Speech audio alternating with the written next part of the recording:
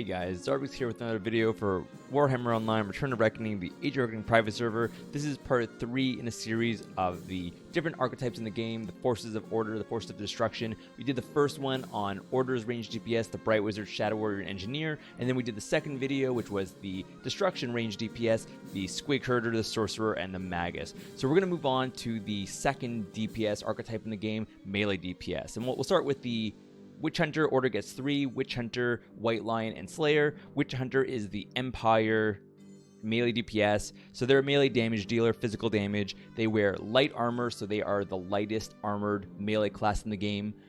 They have a one-handed rapier sword, and then they also have a pistol for their ranged finishers. No range spec, unfortunately. What are their strengths? They have stealth. They're the only class on Order side that actually has stealth. It has a 30-second timer on it when you use it, and then a 30-second cooldown, but it is stealth. They have some of the highest amount of escape tools in the game. They have a self knockback and stagger. They have a vanish and speed increase. They have stealth. They have an immunity to magic damage, 100% parry buff. They are the escape kings. High single target burst damage. Maybe not as much as a White Lion, but they can put out some big numbers under the right circumstances, and they get some pretty neat hats. What are their weaknesses? So again, like we said before, they wear light armor, so if they are on the front line, if they get caught, they can go down pretty quick. They have a lot of tools to not get caught, but if they do get pinned down, they will go down very quickly. They have limited AoE damage, which means that they're not going to be great in warbands or cities. They can be difficult to play when you have that massive toolkit of disarm and silence and knockback and stagger and stun and escape tools. It really leads a lot into your control about how you're going to play the character, and if you don't like having that much choice can be a big drawback on this class. And yeah, so those are the weaknesses for the Witch Hunter. Class mechanic, they have their accusation. First of all, one is stealth, and second is their accusation. So that is where, as you deal damage, you will build up points up to 5, and then you can spend those points on finisher type execute abilities, maybe to shoot someone from range, put a long dot on someone, to do multiple strikes in a row. The more points you have, the more damage or the bigger the impact of the effect is. And then they got their infiltration, stealth for 30 seconds like we talked about earlier. The specializations for Witch Hunter are their confession line, so that's more like defensive type abilities, a little bit of their AoE abilities. They don't get much, but Dragon Gun, they get a few that are mostly in that first tree.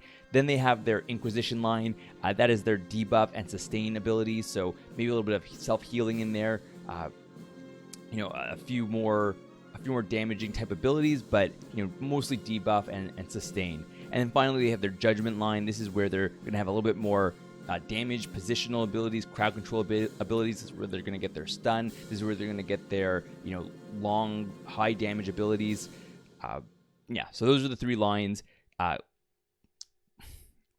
What are some classifying abilities for the Witch Hunter? Incognito, stealth. I mean, only class. If you're someone coming from WoW, you played a rogue or you played a druid and you like having stealth, I mean, this is your only choice for Order side. Burn Away Lies is one of their heaviest hitting abilities. You slap the target with a dot, and then after a few seconds it'll explode, dealing massive damage to them, so a delayed type damage ability. And finally, Sanctified Oil. You vanish in combat, dropping the target, you disappear, you have stealth for 2 seconds plus a 50% speed buff for 7 seconds to get away from the fight or re-enter the fight, or however you choose to use that ability. What kind of play does the Witch Hunter really have? They are a great solo class. Stealth lets them be the king of soloing in a way. They are pretty decent in ranked play with a good group around them and with good support. Their weakness of being a soft clothed character is like light armor doesn't really impact them as much. So those are going to be your main ways. Not so great in warbands, not so great in open RVR type forts and keep siege, city sieges, but overall a great class for Order. All right, we're going to move on to the next one. We've gone through the Witch Hunter, so let's check out the Elves. So moving on to the Elf melee class, that is the White Lion. So the White Lion is another melee class, does physical melee damage. They wear medium armor this time, so they are, much tankier than a witch hunter would be with their medium armor, and they wield a great axe. So they only have one type of weapon they can use, and that is that big axe. It leads to them having some of the, if not the most heavy hitting abilities in the game, the best burst abilities, the biggest auto attack hits. What are the strengths of the White Lion? High survivability, that medium armor plus their escape tools means that they can get in and out of the fight and survive a lot longer than other melee classes might. Very high burst damage, like we were saying, probably the highest burst damage class in the game. It is very common to see a White Lion pounce on a target, and then a blink of the eye later, the target is down. Good utility, too. They do get a lot of utility. I mean, they get an Morale 1 Ensnare ability that roots from range. They have their Pounce to target. They have a pull-in ability with their Fetch from their pet. They have a Silence. They have an Interrupt. They have a lot of good utility, too. And you also get to have a big cat follow you around, so that's not a bad thing either. What are the weaknesses? Pet AI. You got to rely on the pet to do a lot of your damage, to have a lot of your utility, and in any game you ever play, sometimes the pet does not behave the way you want it to behave, and nothing more frustrating than losing a fight because at one specific moment your pet fled in the other direction when it really shouldn't have. Reliance on the pet. So like we said, some of your biggest heavy-hitting abilities and utility relies on the pet being around. So if the pet is killed, you're not doing very much. You've lost half your damage or a good portion of your damage. You've lost a lot of your utility. So you're really kind of making sure that not only is your pet behaving, but also that you're keeping it alive and that it's not going to screw you in the middle of the fight.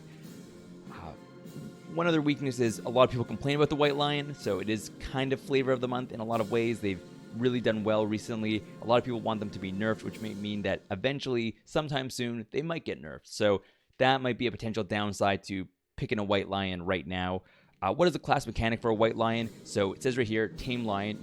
They kind of have two. The lion pet stays with you. You can name it. It changes as you get higher level. Gets a lot of new abilities.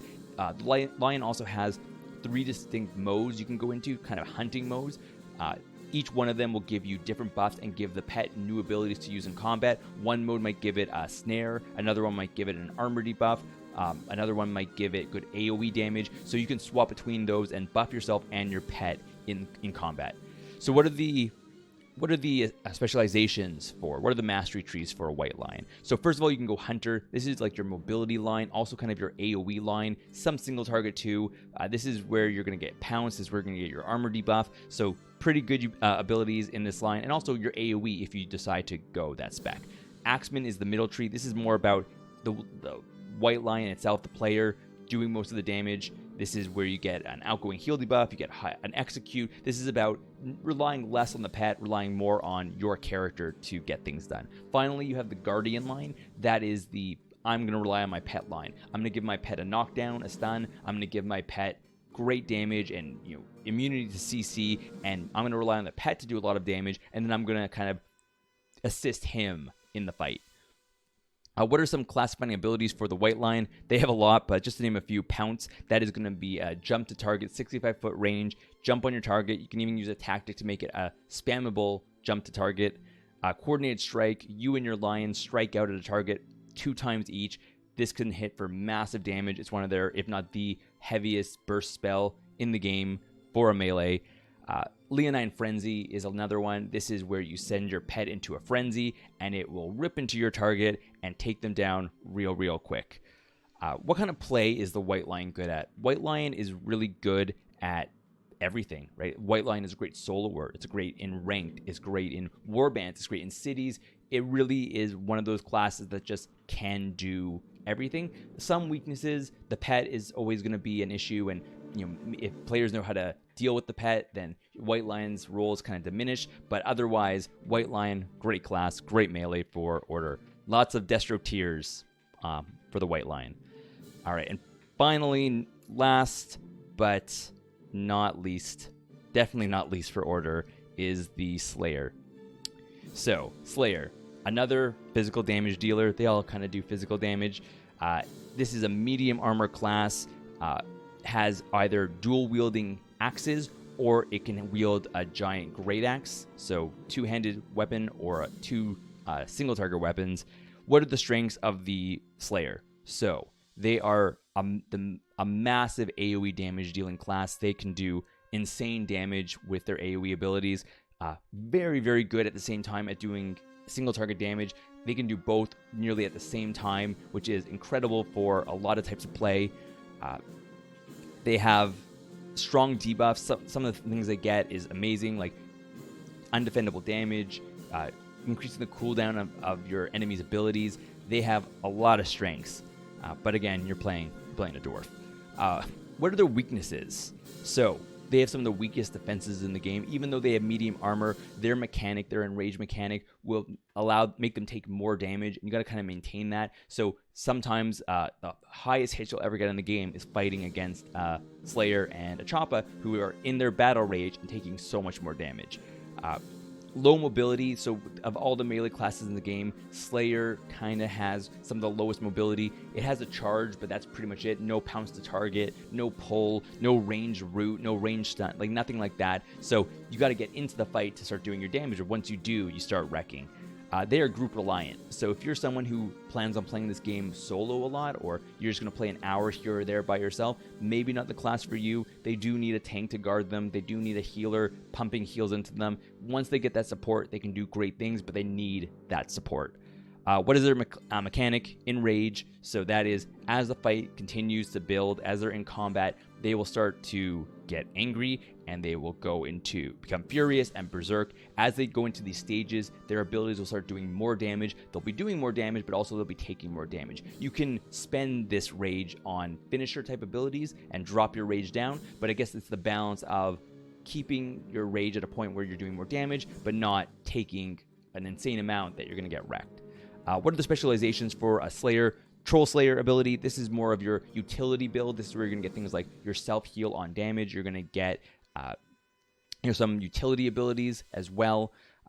Giant Slayer is your single target line. This is your two-handed weapon line. This is more about doing big single target hits to the player that you're fighting against. And finally, you have your Skaven Slayer line, which is your AoE line. So this one is about doing damage to everyone around you, and good utility in that line as well. Very, very strong. Class-defining abilities for the Slayer. Shatter Limbs. Shatter Limbs is one of the strongest spells in the game. You do damage to everyone around you, but also increase their cooldowns by 5 seconds. So using this on a healer, on certain melee DPS that spam abilities, locks them down real hard. Rampage, undefendable damage to the people you're fighting. That is really, really good. Can't be blocked, can't be parried ability. That is super strong. Rune of Absorption. This is their channel ability. They're going to start striking at the enemy with multiple blows. Each hit that they do is going to heal them for the damage they've dealt. So the fight's not going in your favor, hit Rune of Absorption, and suddenly all your 500 to 1,000 hits are healing you back up to full. What kind of play does a Slayer do? Again, one of those kinds of play where they can do most anything. Great in warbands, great in cities, really good in ranked play, 6v6. Fall apart a little bit solo. You see a few running in the world, but it is a very hard job to complete. So yeah, and that sums up the Order Melee DPS, the Witch Hunter, the Slayer, and the White Lion. Thank you for watching this video, guys. Tune in for part 4, which will be our Destruction Melee DPS classes. Thanks for watching, guys. See you next time.